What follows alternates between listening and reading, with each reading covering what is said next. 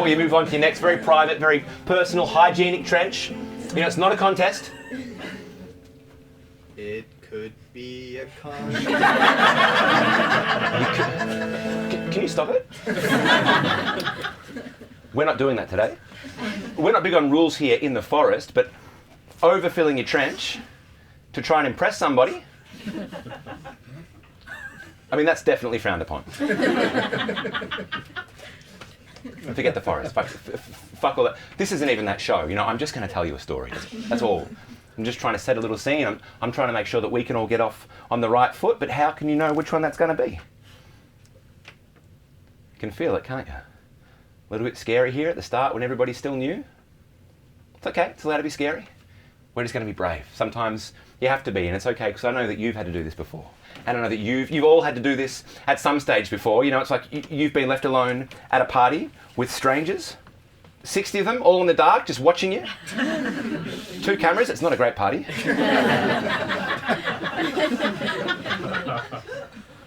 And these strangers, they're the friends of your friend. Daryl! And your friend's left you alone in the hopeless hope that you're somehow going to hoodwink and bamboozle these strangers into being your friends too. But it doesn't really work like that. It doesn't work like that, Daryl! Because your friend's well aware that you are awkward and clumsy and moody and boring, and they're okay with that. You know, they've forgiven you for being you, but these other proper adult strangers with their cool tops and their matching shoes, they're not okay with it.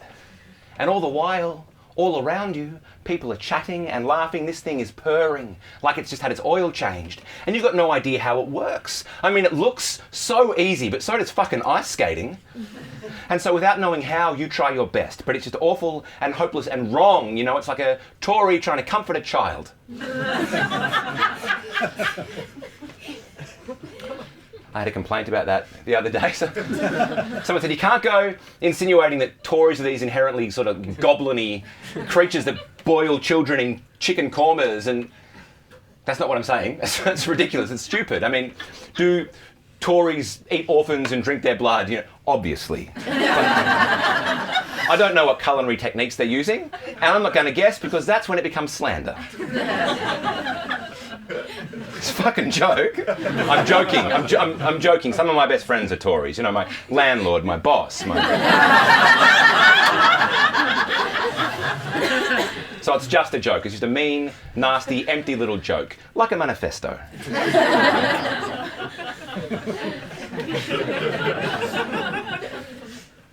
So the party's not going great. And you wonder if maybe you've misread the room. But you still try your best, and you're like,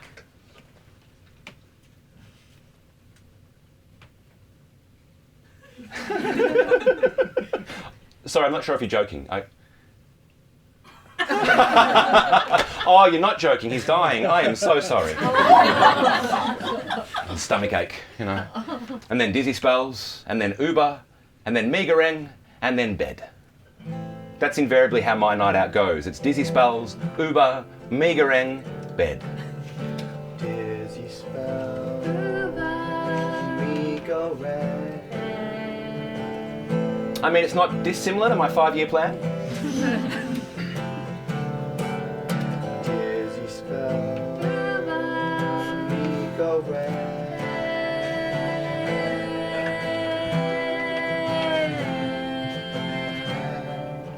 I wrote that bit. Kathryn will filter out a little melody, but that's my writing, that's my work. And just for the unwashed among us. Yeah, mate. This is migraine.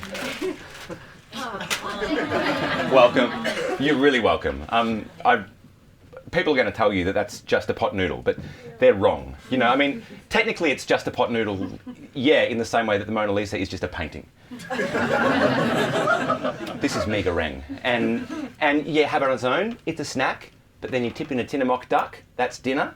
You put a candle on top. Oh, look, it's a birthday cake.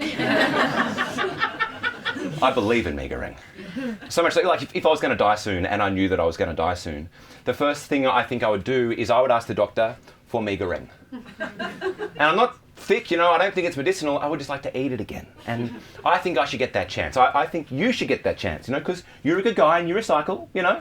You should get to choose your own last 3-course meal. He separates his paper from his plastic, you know, fair enough. And for me, the first course of my last meal would be mee goreng. 2 packets of student loan caviar. Yes, please. Yum, yum. And then my main course, my second course, that would be a corn veggie roast with like potatoes, carrots, gravy. And a friend of mine makes this. I don't even know which one. It's just somebody who offers. You know, because the best roast is the one that follows the phrasing, look, come over, I'll cook you a roast.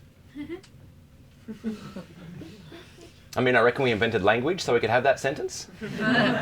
Look, come over, I'll cook you a roast. It's a sonnet. You know, try it out. You came to the rehearsal. And then for dessert, my last ever dessert, that will be my mum's golden syrup dumplings, and that's it. That's me done. Do you mind if I ask you what your last ever starter would be? Oh. Chocolate mousse. Yeah, mate, it's your day. That's fine. What's for dessert? Mee goreng.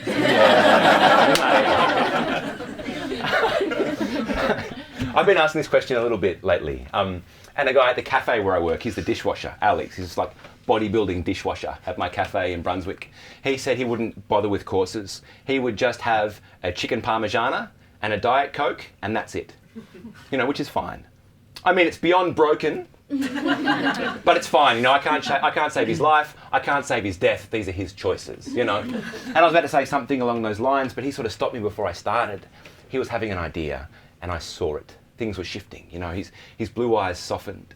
And the dish soap clinging to his hefty forearms cooled the kitchen like welcome clouds for a shadeless summer day, and I shut up. Like everything, shut up. The bacon stopped hissing, and the chef stopped farting, and the screaming exhaust fan softened to a whisper, and Alex, this bodybuilding dish pig from Traralgon, he said for a starter, he would have a fig. But not just any fig. I would have the perfect fig. Fresh. I would pick it from the tree myself. And then the bubbles on his hands dissipated. You know, and a piece of bacon spat, and the exhaust fan complained, and the chef cut cheese that just might have touched cloth. And I blinked and spun and I wandered out of the kitchen. But I kept on thinking about that. About how that feels, you know, picking fruit from a tree. You know, when you bend down the branch like some giant fish on a hook until the line finally breaks and the fruit comes free and the branch snaps back up and leaves shimmy and whisper and sway overhead. And you hold this thing you've harvested, fed by the sun and the rain, built up out of the earth to be a tree, to be a fig. Sun and water and dirt and magic. A thing you can touch and taste that grows and lives and dies and grows again. A fig. A single, perfect fig tugged loose from a branch. I mean, honestly, I couldn't care less if I do die tomorrow and I don't eat another pot noodle again, but I will really miss pulling fruit from a tree. And I miss feeling wind on my skin and the smell of the air before it rains and that really satisfying wee first thing in the morning. And it spills my drink that one day I won't be able to have any of that anymore. One day I'm going to be bad meat that doesn't move, and all of the time I'm wasting my time. We're in a theatre. We're here for an hour and then we are gone. Good morning, good evening, good night and so long. So you're sat in a funny chair in the dark. Us three, we're under hot bright lights. We're here for an hour and then we are gone. And at the end of this hour, I'll walk backstage, just back here. And back there, I'm going to laugh, or maybe I'm going to cry, depending on how the hour went. You'll all file out the front door. Front of house will come in, they'll gather all the empties you've left under your seats. Another artist will pace backstage, waiting for me to fuck off.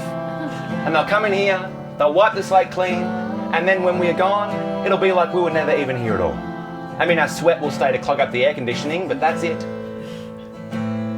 We're here for an hour